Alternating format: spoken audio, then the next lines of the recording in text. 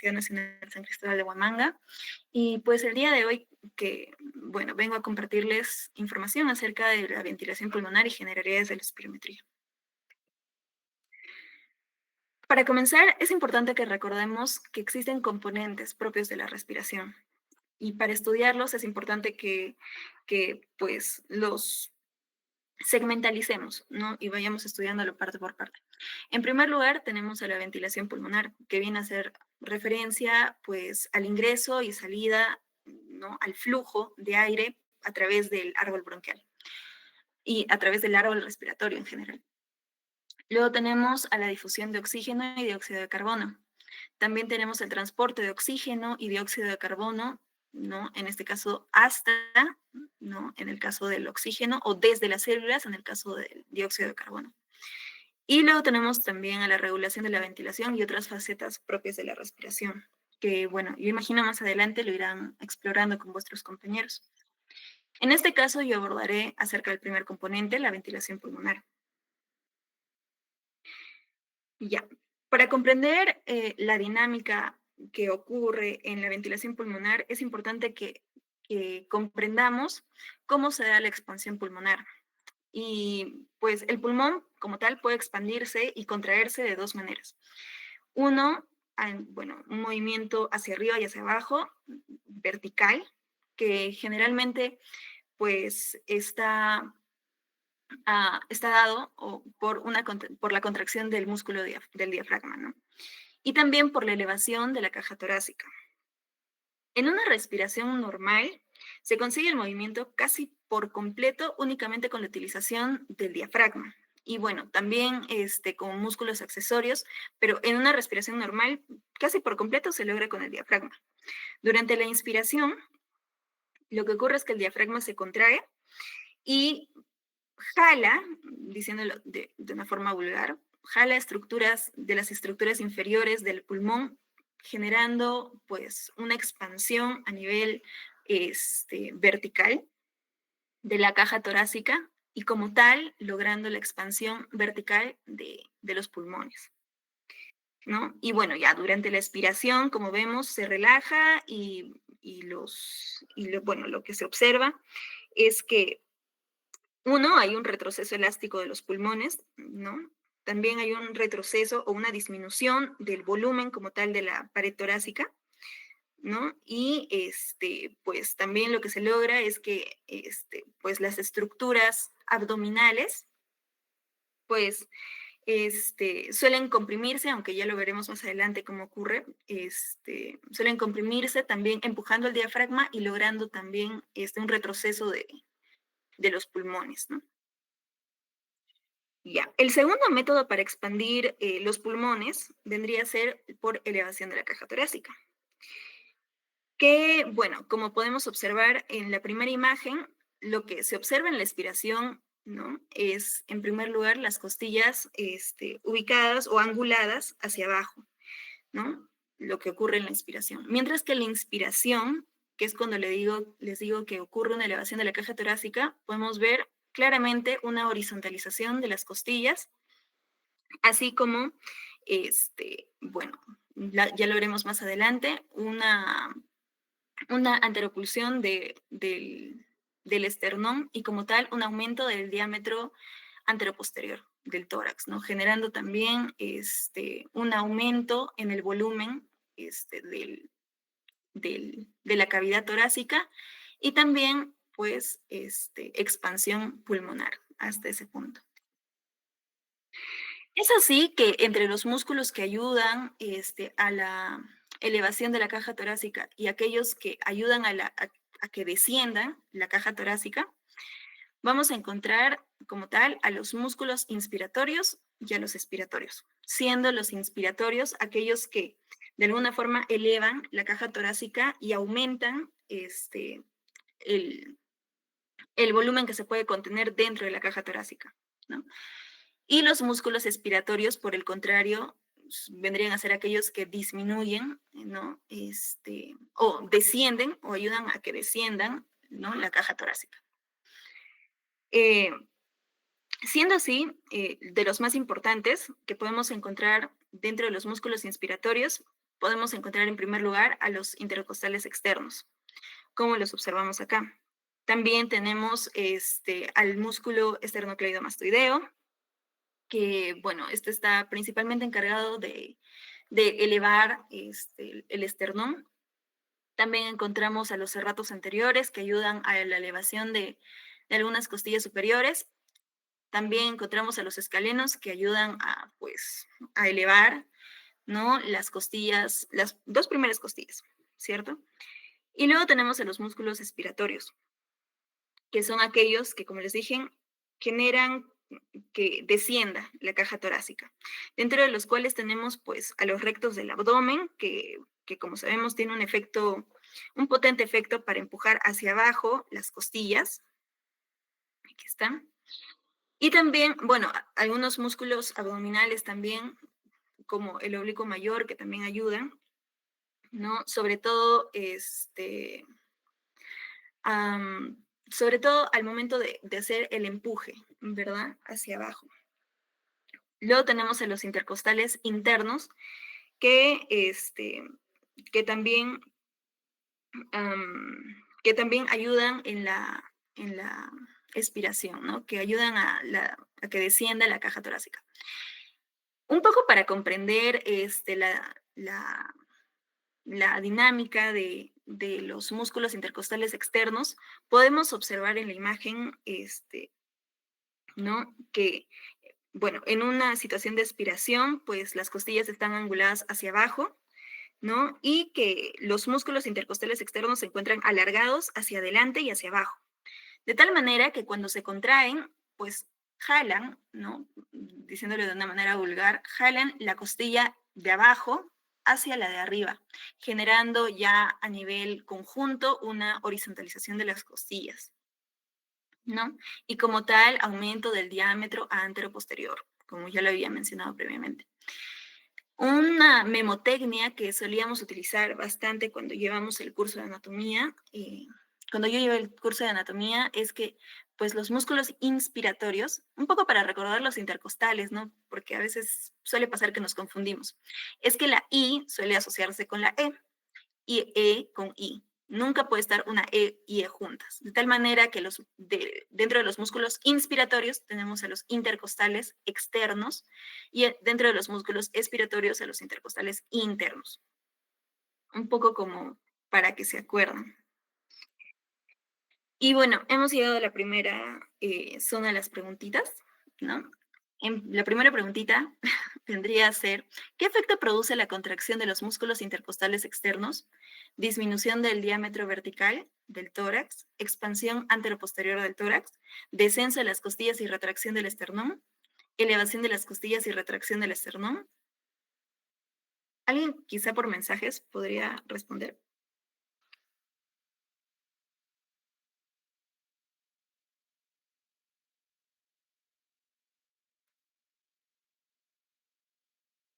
Nadie, chicos, está fácil.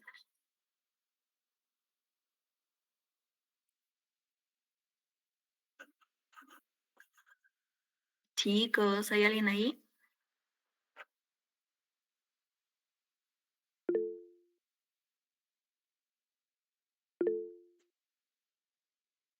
A ver, acá me dicen la D. Elevación de las La B, costillas. La B. Otros me dicen la B.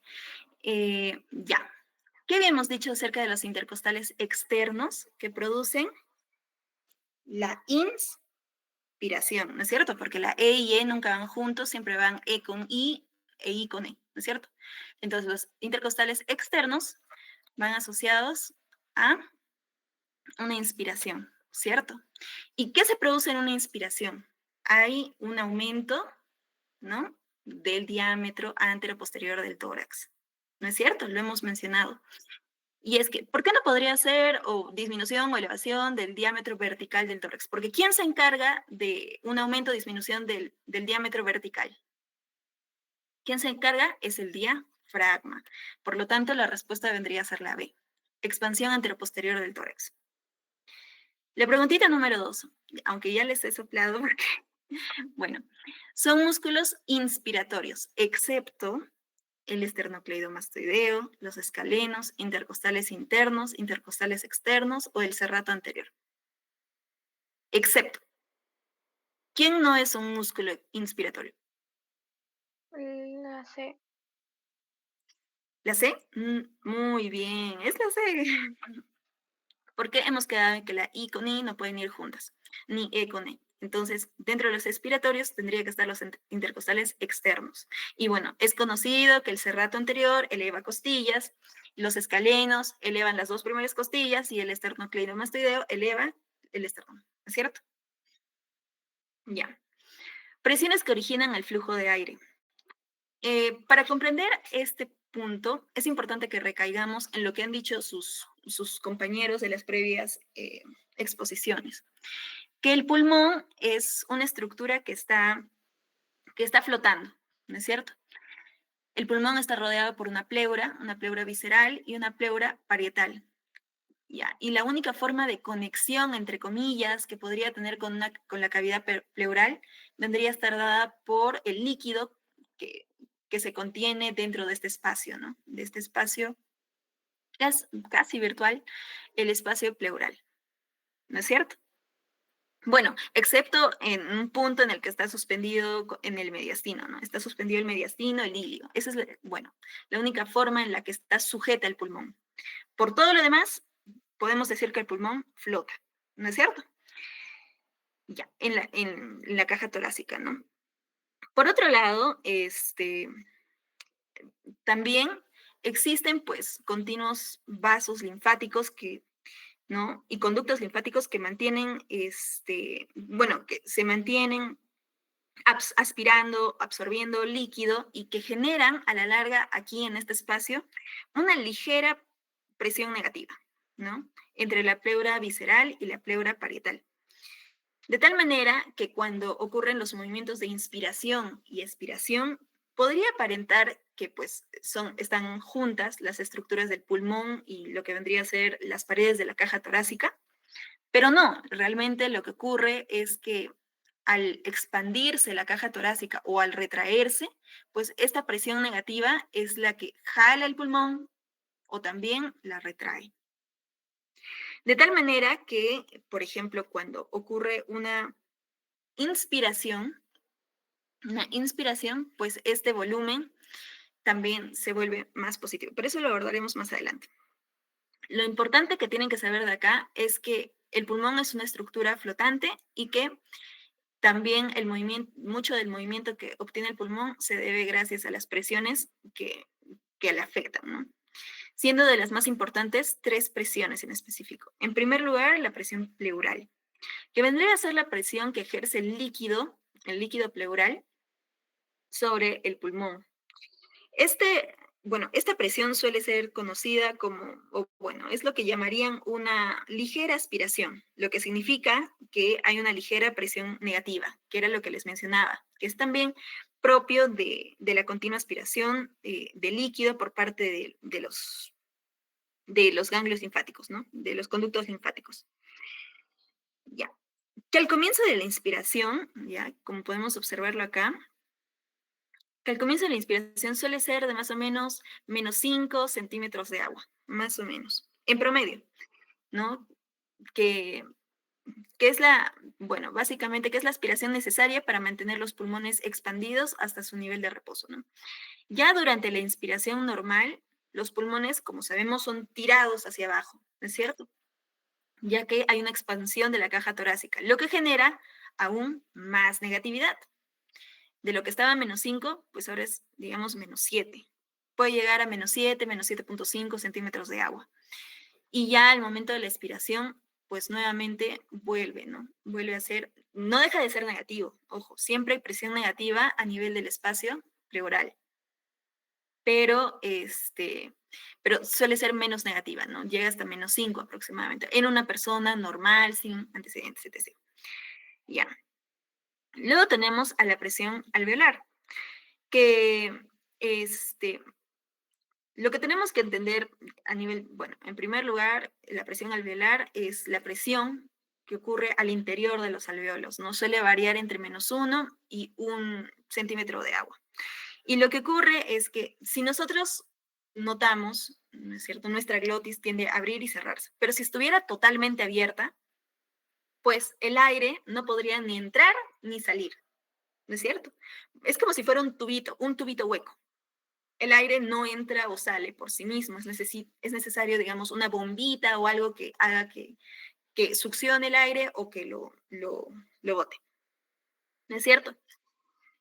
En este caso, es necesario, bueno, a nivel alveolar, ¿no? Que al momento para nosotros,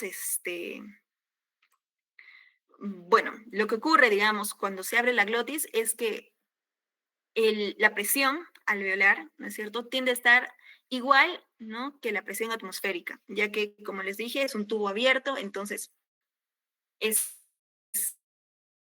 presión para que nosotros podamos, ¿no?, absorber o no absorber, sino, ay, vaya, jalar el mayor volumen de pulmonar, perdón, el mayor volumen de aire para hacer el intercambio gaseoso y etc, etc, es importante que se establezca, es importante que se establezca una presión negativa.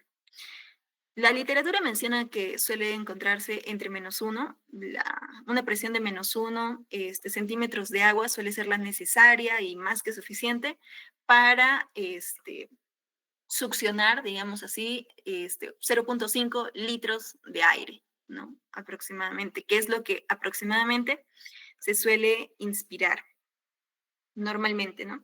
Y bueno, ya luego, ay, y bueno, ya luego, al momento de la inspiración final, pues nuevamente se tiende a normalizar bueno, perdón, a 0 centímetros de agua, es decir, al estándar, ¿no? Al ambiente, a la presión ambiente, para, al momento de la expiración, pues tiene que haber una presión positiva, que por el contrario bote el aire de nuestros alvéolos, de nuestros sacos alveolares, los bote hacia el exterior, ¿no? Entonces, suele incrementarse hasta, como les había mencionado, hasta 1 centímetro de agua. Entonces, más o menos entre esos tiende a variar la presión alveolar, entre -1 y +1 centímetros de agua. Y no olviden que durante la inspiración, pues tiene que negativizarse, como para quien dice succionar, ¿no? El aire del exterior. Y por el contrario, durante la expiración tiene que ser positiva para eliminar, para botar todo el aire, ¿no es cierto? Y que se pueda dar una buena expiración. Finalmente tenemos a una presión transpulmonar, que vendría a ser una diferencia entre las presiones pleurales y las presiones alveolares, al área comprendida en esta de acá.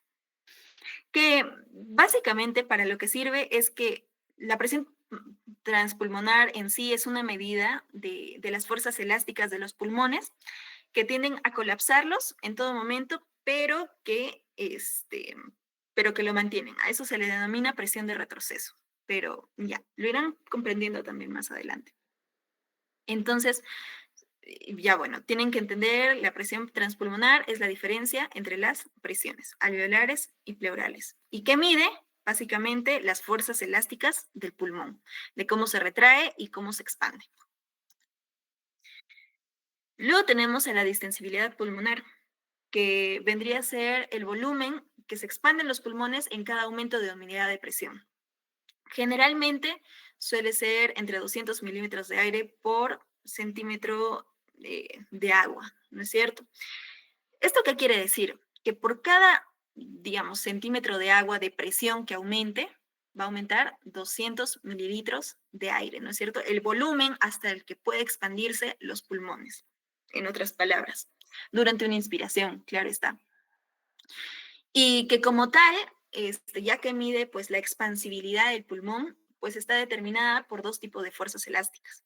En primer lugar, las fuerzas elásticas del tejido pulmonar en sí, que pues están determinadas por las fibras de elastina y colágeno que contiene el pulmón, ¿ya? Que están, ¿no? Como que son estructuras propias del pulmón. En un pulmón desinflado, lo que ocurre con estas fibras es que están contraídas, de modo que al expandirse el pulmón generan más fuerza elástica, ¿no? Y más necesidad de contraerse, porque como sabemos, el músculo, cuando, digamos, ¿no? Si nosotros jalamos una liga, pues lo que va a intentar hacer la liga es reponerse hacia donde estaba, ¿no es cierto? Entonces, digamos que un estadio de reposo podría ser un pulmón desinflado, ¿no? De tal manera que cuando éstas se expanden, pues tienden a regresar. Entonces, esas son las fuerzas elásticas del tejido pulmonar, ¿no? Luego tenemos a las fuerzas elásticas producidas por la tensión superficial que tapizan las paredes de los alvéolos. Y bueno, para que comprendan esto, me gustaría que observen a la siguiente imagen, en la que hacen una comparación de la distensibilidad de pulmones llenos de suero salino y pulmones llenos de aire. Y para esto me gustaría que recordemos el principio de la tensión superficial. En la tensión superficial, bueno, el principio de la tensión superficial más o menos está asociado a que las estructuras, perdón, las moléculas más superficiales, ¿no?, del agua y que están en contacto con el aire tienden a tener como, bueno, sabemos que están unidas por puentes de hidrógeno, pero los puentes de hidrógeno suelen ser más fuertes y tienden a contraerse a medida que están en contacto con el aire, ¿no? Es así, bueno, es por eso, digamos, que cuando llueve, las gotas de agua pues mantienen su formita, ¿no? No están que se desparraman, a no ser que caigan al piso, ya, bueno, ahí es una situación diferente. Pero mientras están suspendidas, pues todo se mantiene en su formita. ¿Por qué? Porque las moléculas que rodean, ¿no?, el agua, la gota de agua, pues están tan juntas, tan unidas y tienen tanta fuerza que pueden mantener su estructura. ¿Ya? Entonces, en un pulmón, digamos, lleno de suero salino, lógicamente no va a haber agua y no va a haber, digamos, esta situación en la que se conecta agua con aire y como tal, pues no va a haber tensión superficial, no va a haber presión de la tensión superficial. Entonces, esta presión, ¿no es cierto?, que, bueno, se puede observar en este pulmón, digamos, lleno de suero salino, en el que no hay tensión superficial, pues podemos ver básicamente la presión que genera como tal, pues las fuerzas elásticas del pulmón, porque hemos quedado en que, pues la presión, ¿no es cierto? Pues, o sea, hemos denotado en que la distensibilidad pulmonar depende de dos, ¿no es cierto? De las fuerzas elásticas del pulmón y las fuerzas elásticas producidas por la tensión superficial, ¿no? En este caso, ya que no hay tensión superficial, pues depende únicamente del tejido pulmonar. Y esto de acá, bueno, es la presión de la pleura, ¿no? La presión pleural al movimiento o a la distensión pulmonar, del parénquima pulmonar. Es así que nosotros podemos ver que más o menos la presión solamente del parénquima es más o menos de -2 centímetros de agua, ¿no es cierto? Mientras que en un pulmón que tiene aire, ¿no?, lleno de aire y agua, ¿no?, es básicamente el triple. Con esto, lo que intento decir, y bueno, lo que intento básicamente concluir, es que las fuerzas elásticas del tejido pulmonar en sí representan solamente el 1/3 de la fuerza elástica del pulmón al momento de distenderse. No sé si se me está entendiendo, pero es como si una liga pudiera extenderse 3x, pero x es solamente lo que puede distenderse el parénquima. X es solamente hasta lo mucho lo que puede llegar a distenderse por ser un tejido elástico, por, por contener tejido elástico, ¿no?, la estructura pulmonar. Pero los otros 2x extra que se pueden expandir van a estar dados por la tensión superficial, ¿no es cierto? La presión a la que pueden llegar van a estar dados por la tensión superficial. Y aquí es importante recordar bastante lo que es la sustancia del surfactante, que es importante para disminuir justo esta presión superficial.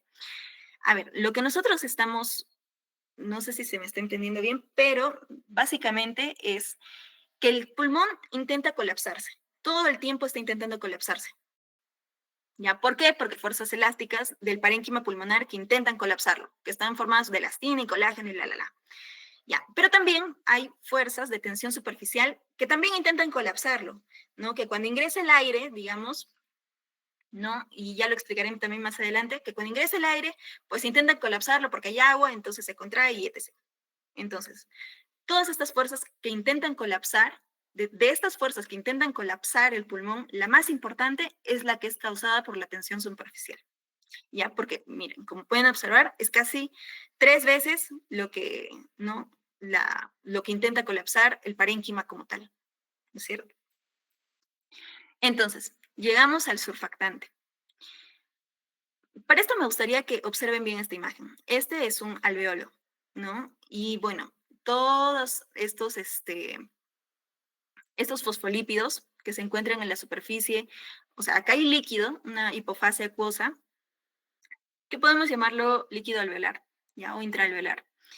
Ya, y bueno, acá tenemos a los fosfolípidos, ¿no? Que son parte del surfactante.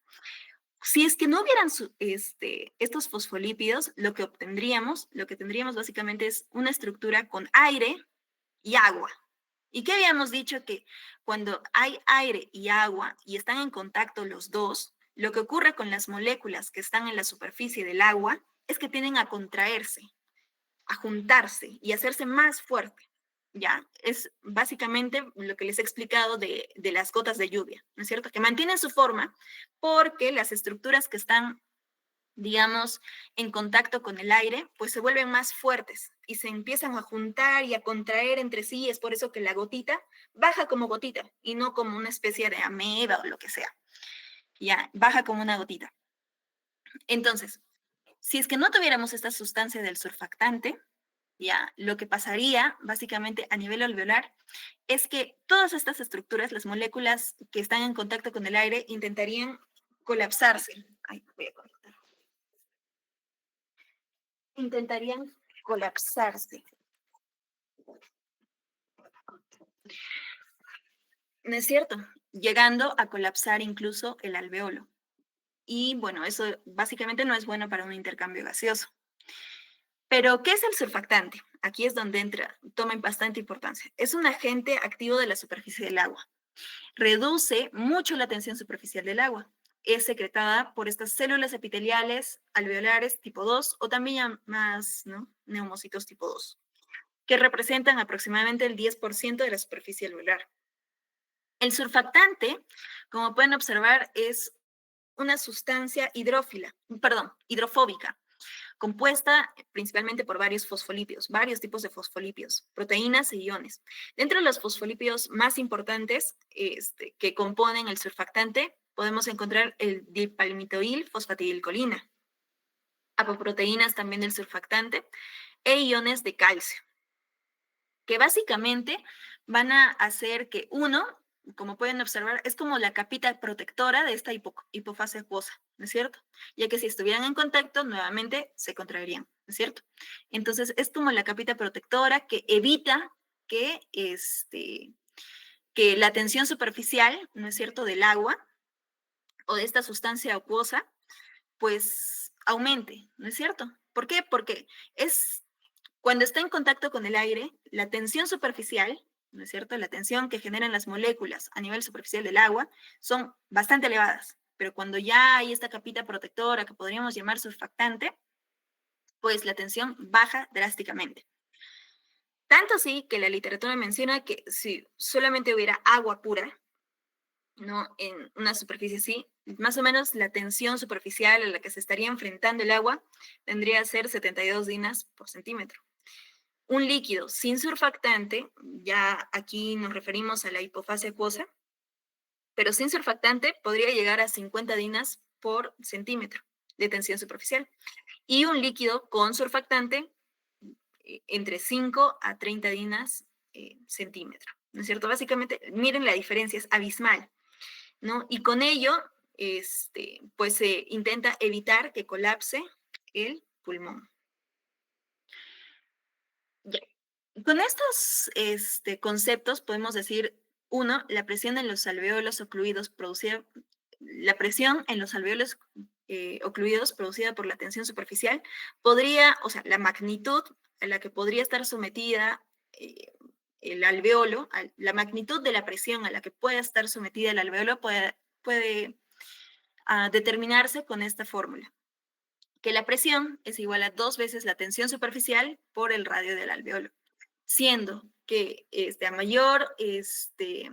a mayor presión, ¿no es cierto? Menor radio alveolar, ¿no es cierto? Si hay una mayor presión, pues va a haber, lógicamente, un menor radio alveolar, ¿no? O sea, a mayor presión que va a generar la tensión superficial, ¿no? Va, pues, el alveolo va a colapsar, pues, el radio alveolar va a ser menor. Y con ello podemos concluir que la presión que produce la tensión superficial está relacionada inversamente proporcional con el radio alveolar, justo lo que les acabo de mencionar. Y esto es particularmente importante en los recién nacidos, porque pues es sabido que el surfactante, al menos la sustancia, el surfactante, por los lactantes prematuros, o bueno, no es secretado, mejor dicho, el surfactante no es secretado hasta entre el sexto al séptimo mes de gestación.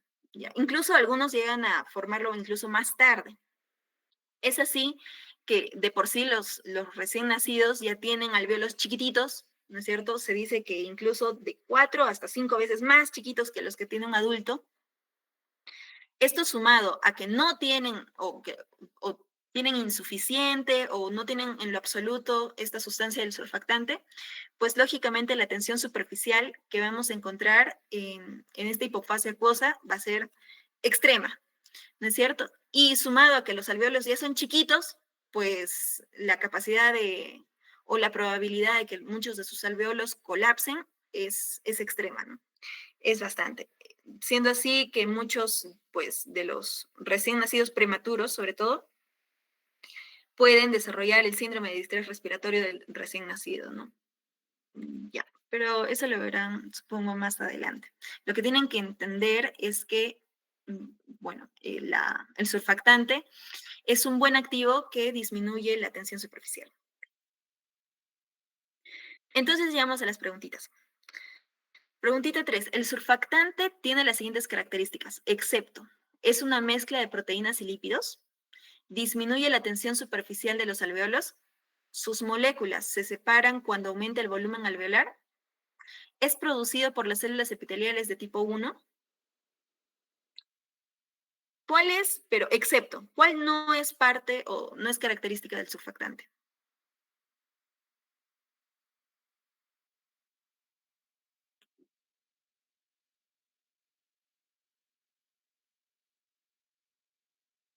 Chicos,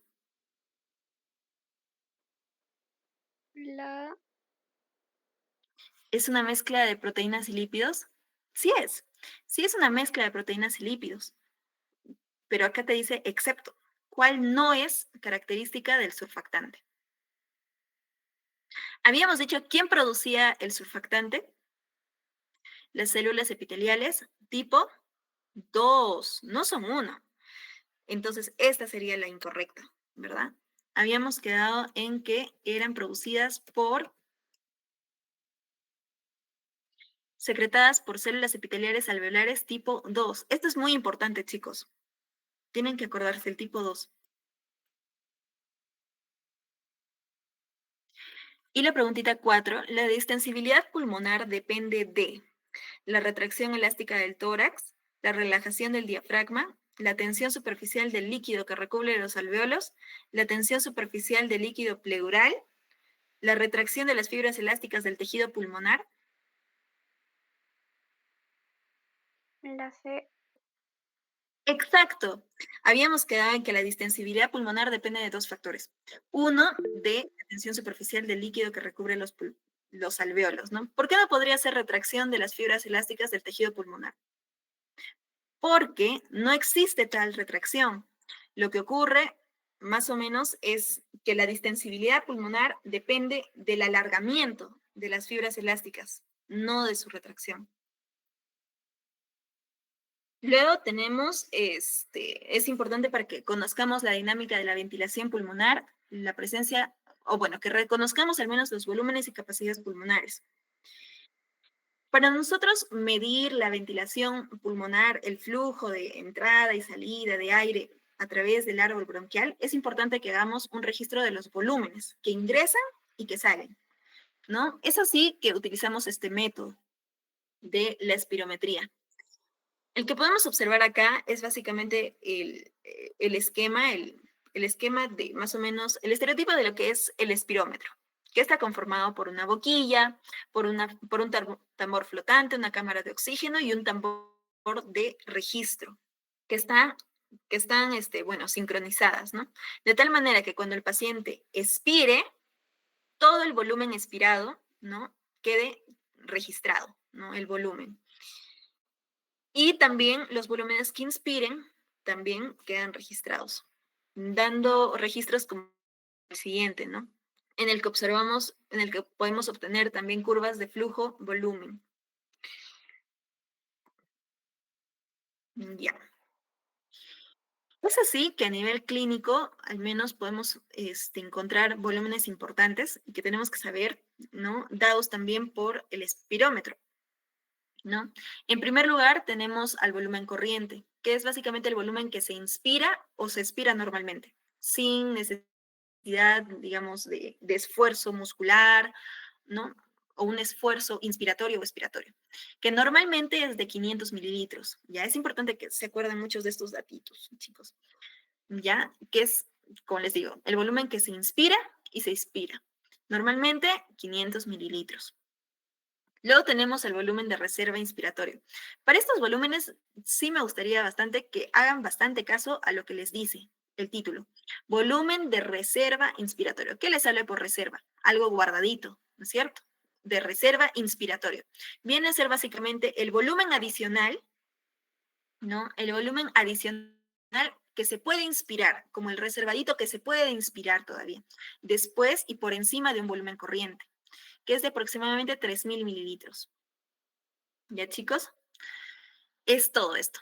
Como pueden observar, los volúmenes en sí vienen a ser valores dados, ¿ya? Valores dados, digamos, son estructuras básicas, ¿no? Por ejemplo, volumen de reserva inspiratorio, volumen corriente, lo que va a ser diferente a las capacidades, que más adelante ya les iré añadiendo. Luego tenemos el volumen de reserva expiratorio, que nuevamente hagan caso al título, de reserva, un guardadito expiratorio. Es decir, el volumen adicional que se puede expirar después de una expiración. O a lo que se le dice una expiración forzada, ¿no? De la expiración normal hacia una forzada. ¿Qué tanto extra puedes expirar? ¿No es cierto? Y vendría a ser dado más o menos de 1. No, perdón, de 1.100 mililitros, ¿no? Que suele ser un promedio. Luego tenemos el volumen residual, que viene a ser el volumen de aire que queda en los pulmones tras una expiración forzada. He sabido que tras la última expiración, pues si no quedara aire en nuestro árbol bronquial, todo nuestro sistema colapsaría, estaría ¡pum! Colapsado, si es que no quedara aire. Entonces es necesario que siempre quede aire, ¿no? Y bueno, a ese contenido de aire, básicamente al que queda tras la última expiración, vendría a ser el volumen residual, que, que bueno, suele ser medible, pero más adelante se los adelantaré. Ya, como les había mencionado, pues los volúmenes vienen a ser como básicamente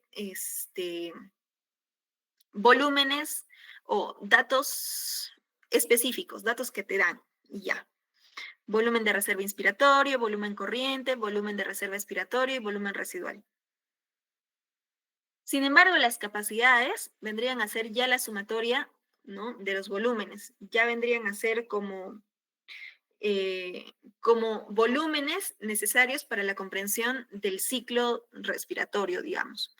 Es así que tenemos la capacidad inspiratoria, que como su propio nombre dice, con esto chicos, traten de acordarse bastante, o sea, hagan caso a lo que les dice el título.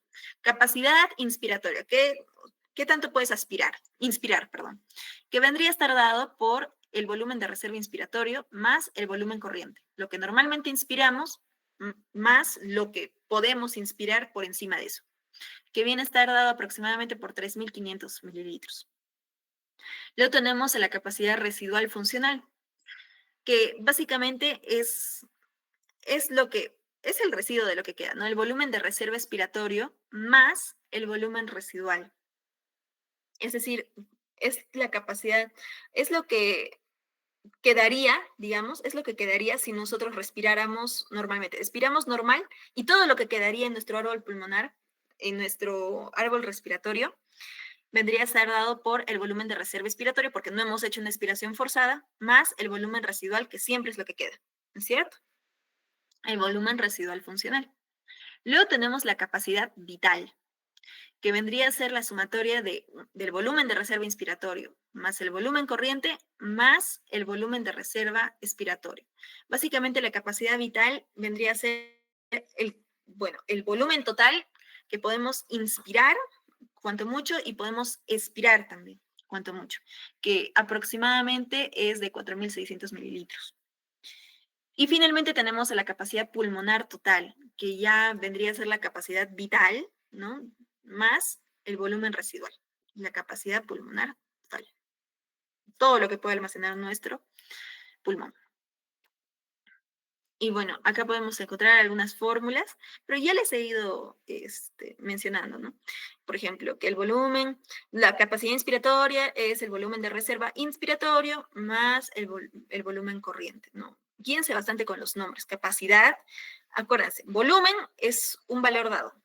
Y a capacidad vendría a ser la sumatoria de dos o más volúmenes, ¿no? En el caso de la capacidad inspiratoria, volumen de reserva inspiratorio, volumen corriente. Capacidad vital, capacidad, digamos, volumen de reserva inspiratorio más volumen corriente más volumen de reserva expiratorio. Y bueno, si ya quieren hacer la suma, bueno, pueden jugar, ¿no? Por ejemplo, capacidad inspiratoria más volumen de reserva expiratorio también es la capacidad vital. Y bueno, como les había mencionado, este es básicamente algunos valores. Como pueden observar, los volúmenes respiratorios tienden a ser mayores en los hombres comparados a las mujeres. Esto, claro, considerando también cuestiones funcionales al pulmón, ¿no? Si es una persona sana, si no ha padecido de enfermedades, si no tiene fibrosis, entre otros, ¿no? Pero considerando que la persona tiene un pulmón sano, más o menos estos serían los valores, y que en los hombres siempre es mayor que en las mujeres. Y bueno, aquí, bueno, observamos también algunas abreviaturas, ¿no? Pero también son bastante deducibles. Por ejemplo, BR, volumen residual. CI, capacidad inspiratoria. BRE, volumen de reserva expiratorio, ¿no? Ya más adelante, imagino, les hablarán del DELCO, por ejemplo, la capacidad de difusión de los pulmones para el monóxido de carbono, pero, pero sí, al momento es lo que tienen que saber, de volúmenes y capacidades pulmonares. Ya. Ahora, les iba mencionando, en el espirómetro, lo único que podemos medir son básicamente los volúmenes, ¿no es cierto? Digamos, el volumen inspiratorio lo podemos medir. ¿Por qué? Porque lo expiramos, lo inspiramos y todo esto está siendo monitoreado por el espirómetro. Pero, como les había dicho, tenemos el volumen residual, ¿no? Por ejemplo, el volumen residual es el volumen de aire que queda tras la última expiración forzada. Tú botas todo el aire que puedes y aún así queda un poco de aire en tus pulmones, ¿no? Entonces, ¿cómo medimos el volumen residual? Lo que se suele utilizar es el método de dilución de helio, ¿ya? Que es básicamente, miren, aquí está, capacidad residual funcional, que básicamente colocas, ¿no es cierto? O bueno, tras una última expiración, permites que el paciente inspire de un gas, ¿no es cierto? En el que tenemos controlado básicamente, o sea, un gas que contiene aire y helio, ¿ya?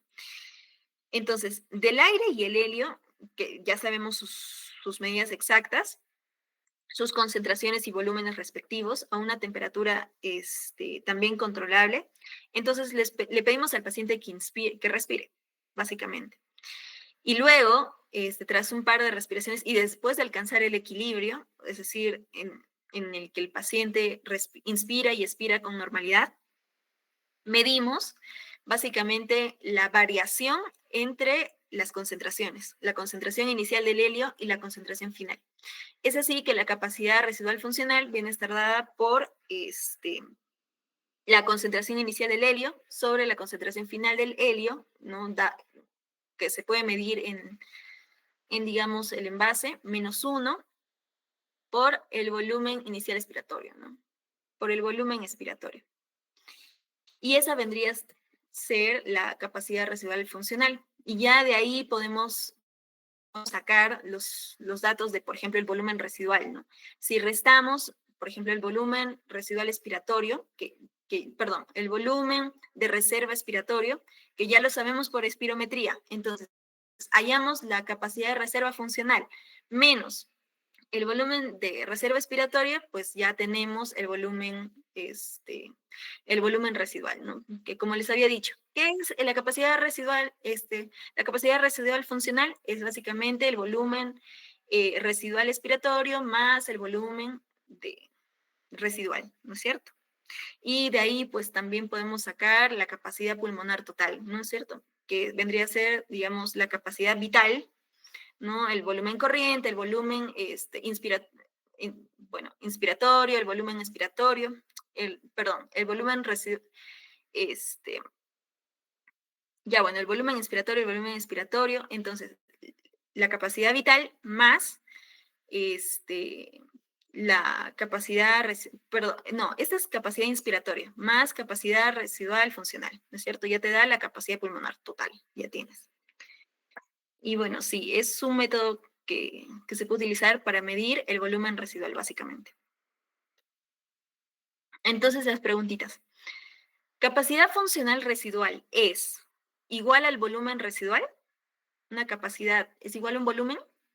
Luego, ¿es la capacidad funcional residual la sumatoria de volumen residual más volumen de reserva expiratorio?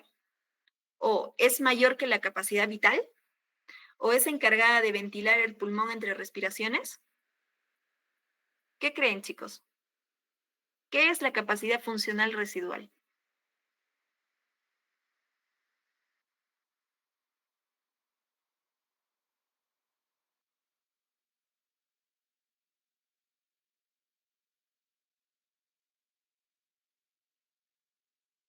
La B.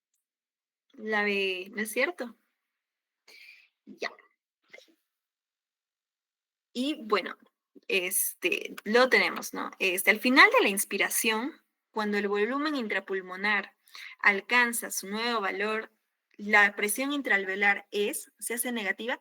Ya, y con esto quiero que recuerden la primera parte que hemos hecho, ¿de chicos? Como para que no se olviden, porque también es importante y viene bastante en exámenes, chicos, me he dado cuenta.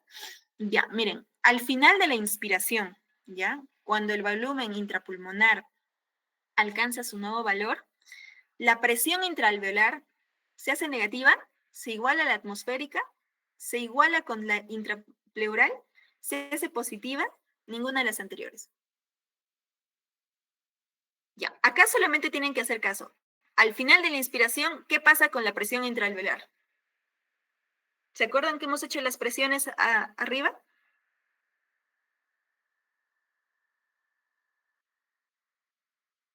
A ver, ¿qué ocurre? Para que La nosotros B. inspiremos, a ver, ¿se iguala a la atmosférica? Ya, vamos a ver, ya. Mira, ¿qué ocurre en la inspiración? Para que nosotros succionemos el aire, como les había dicho, tiene que haber una presión negativa, ¿no es cierto? Que más o menos es de -1, les había dicho. Entonces, tiene que haber una presión negativa. Entonces, para la expiración, porque estamos hablando mira, acá dice el final de la expiración, o sea, casi el inicio de la expiración. Al final de la expiración, ¿no? Bueno, durante la inspiración tenemos básicamente una presión negativa. Y durante la expiración, por el contrario, como que tenemos que botar todos los volúmenes de aire no necesarios, entonces tenemos una presión positiva porque queremos botar, ¿no es cierto? Y en el intermedio, ¿qué obtenemos? ¿Se hace negativa? No, porque ya terminó la inspiración, ¿no es cierto? Ya dejó de ser negativa, porque tenemos que pasar a la fase de hacerse positiva. ¿Se iguala a la atmosférica? ¿Se iguala a la intrapleural? Jamás, ¿no es cierto? Esto, chicos, no cometan tal barbaridad. Se iguala a la intrapleural porque Sí recuerdo que, pues, con un compañero se confundió. ¿Por qué? Porque acuérdense, nunca puede igualarse la intrapleural porque siempre tiene que haber una presión bueno, transpulmonar, ¿no es cierto? Que es la diferencia entre la intrapleural y la alveolar, ¿no es cierto? Entonces, siempre tiene que haber esa diferencia, que es esta, ¿no es cierto? Entonces, al final de la inspiración, ¿qué tenemos? Justo lo que dijo su compañera, se iguala a la atmosférica. Tenemos que pasar de una presión negativa a una positiva, pero estamos al final de la inspiración. Entonces, ¿qué tenemos? Presión cero. Se iguala a la atmosférica. Ya, luego, el valor del volumen de ventilación pulmonar o volumen corriente, también se le llama volumen de ventilación pulmonar. Acuérdense que ventilación habla de flujo pulmonar, entonces lo que estamos botando y entrando, no, lo que entra y sale, lo que normalmente sale. Entonces, ¿qué se conoce? Volumen corriente. Normalmente, ¿cuál es el valor del volumen corriente? ¿1200? ¿3000? ¿500? ¿1100? ¿300?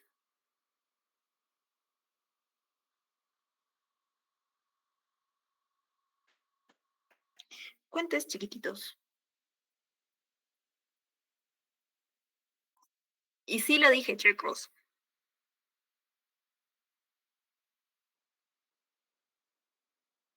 ¿Nadie se acuerda? Ya bueno, es de 500. Y chicos, el valor del volumen corriente aproximadamente y en promedio suele ser de 500. 500 nada más, es muy poquito. Acuérdense que el volumen expiratorio, de reserva inspiratorio y de reserva expiratorio son mayores, ya. Pero miren, esto es lo que normalmente inspiramos y expiramos comúnmente. Preguntita 8.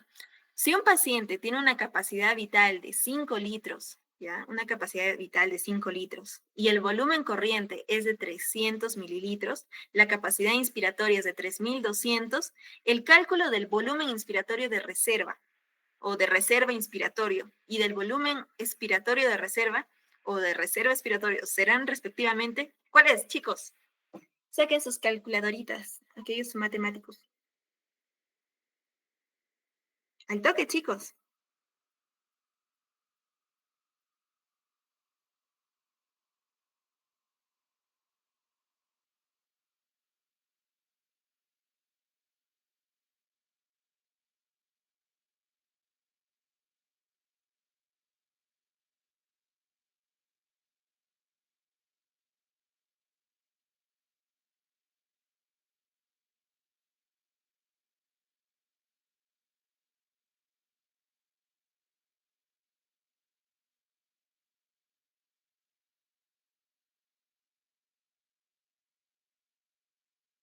¿Ya, chicos? No está difícil, chicos.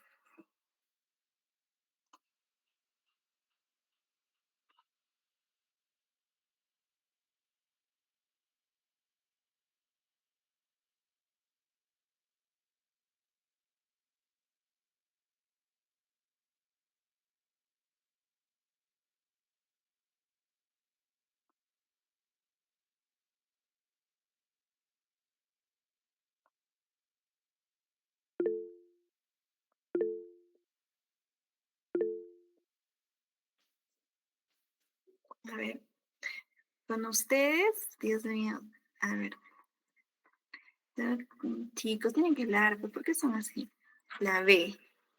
Ajá, muy bien. Ya, pero para sus demás compañeros, porque parece que se duermen. Ya, miren. Lo que tenemos que recordar es que, mira, acá que te dicen capacidad vital. Ay, caramba. Ya, capacidad vital. ¿A qué es igual la capacidad vital? Al volumen de reserva inspiratorio, ¿no es cierto? Más el volumen corriente, más el volumen de reserva expiratorio. Pero al mismo tiempo, ¿qué es esto de acá? Volumen de reserva inspiratorio más el volumen corriente, ¿qué te da? Capacidad inspiratoria, todo lo que puedes inspirar. Capacidad inspiratoria. Ya, es así, te dicen 5 litros, 5000 mililitros, 5000 mililitros es igual a ¿Qué te dan? Volumen corriente es de 300 y la capacidad inspiratoria es de 3200. Por lo tanto, ¿cuánto es la capacidad de reserva inspiratorio? 300 menos 3200, perdón, 3200 menos 300, 2900. Ya tienes. 2900. La capacidad, perdón, el volumen de reserva inspiratorio. Más, ya tienes uno de lo que te piden. Cálculo del volumen inspiratorio de reserva. Ya está. Más. El volumen, claro, el volumen corriente, ¿cuánto es? 300. Más. Volumen de reserva inspiratorio, que es lo otro que te piden. ¿Cuánto es? 2900 más 3000 más 300, 3200. 5000 menos 3200, ¿cuánto es? 1800. Entonces, ¿cuál es la respuesta, chicos? La B. Justo como lo dijo su compañera. Ya, ventilación alveolar. Se conoce como ventilación alveolar a la velocidad a la que llega el aire nuevo a los alveolos, sacos alveolares y bronquios respiratorios. ¿Ya? Aquí es importante mencionar que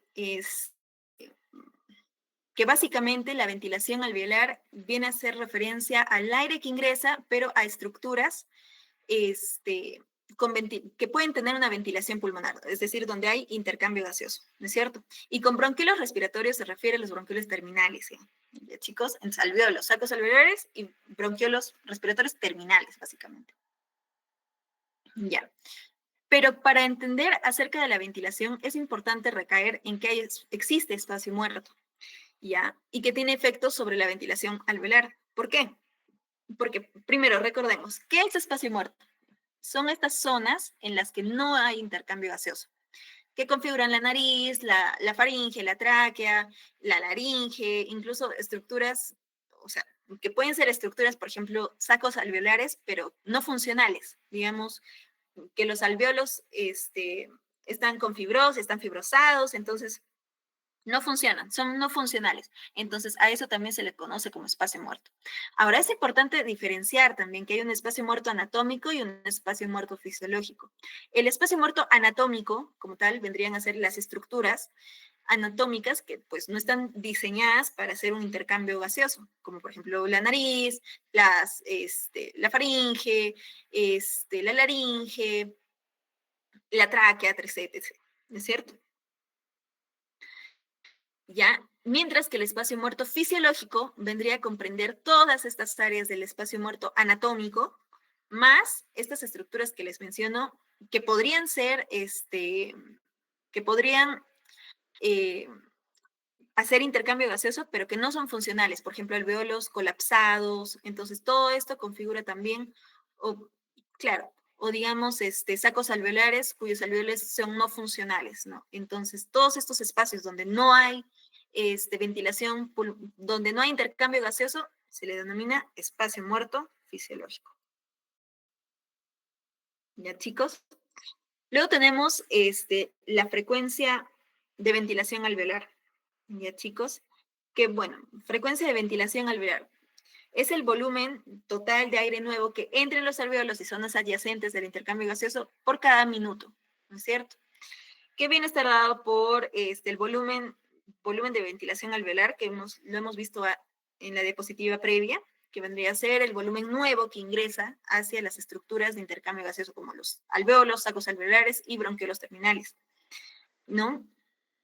Que vendría, o sea, la frecuencia de ventilación alveolar es igual a frecuencia de respiraciones por minuto por el volumen corriente menos el espacio muerto fisiológico. Es decir, las estructuras, básicamente las estructuras netamente que hacen intercambio gaseoso.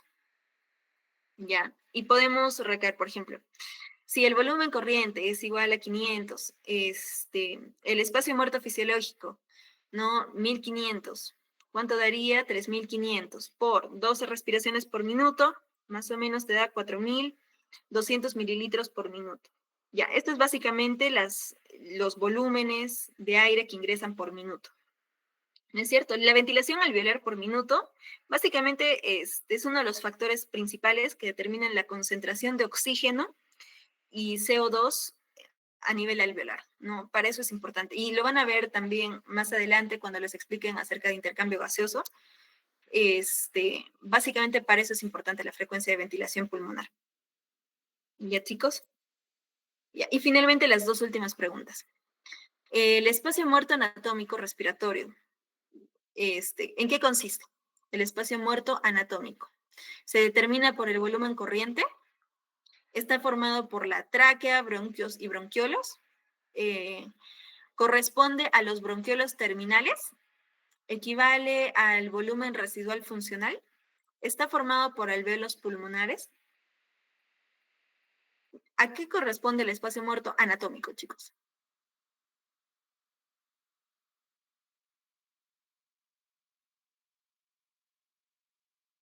Está fácil, chicos.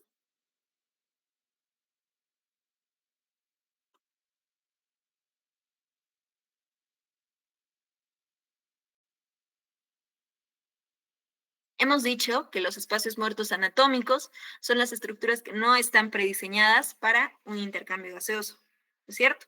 ¿La tráquea está prediseñada para un intercambio gaseoso? No. Los bronquios, no. Las estructuras de los bronquiolos, acá no dice bronquiolos terminales, dice bronquios, bronquiolos. Entonces, la respuesta es la B. ¿De chicos? Y de preguntita 10. El volumen de la ventilación alveolar es menor que el volumen corriente, pues considera el espacio muerto. Es mayor que el volumen corriente, pues considera el espacio muerto. Es igual al volumen respiratorio por minuto.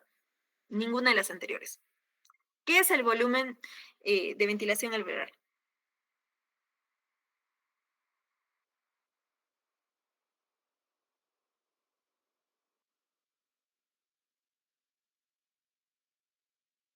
¿Es mayor o menor que el volumen corriente, chicos? Es, lógicamente, menor. ¿Ya, chicos? ¿Por qué? Porque, pues como sabemos, el volumen corriente también considera en ciertas zonas el espacio muerto, mientras que el volumen de ventilación alveolar básicamente es solamente el aire que llega a estructuras que están fisiológicamente preparadas para un intercambio gaseoso. Entonces, es menor que un volumen corriente, que el volumen corriente, porque el volumen corriente, considera espacio muerto. Gracias, chicos. ¿Alguna pregunta, duda?